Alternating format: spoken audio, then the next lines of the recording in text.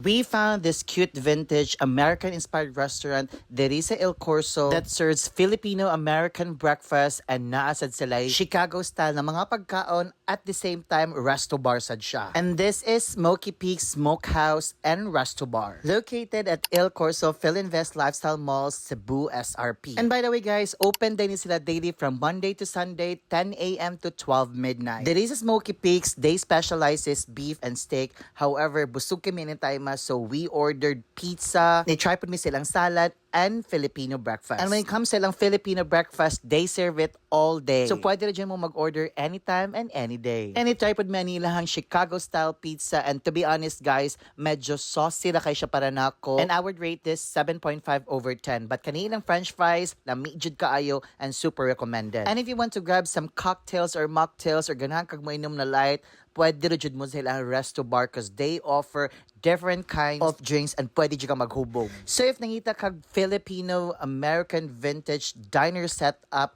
then visit Smoky Peak Smokehouse and Resto Bar at El Corso Philinvest Malls. And salamat sa pagtanaw.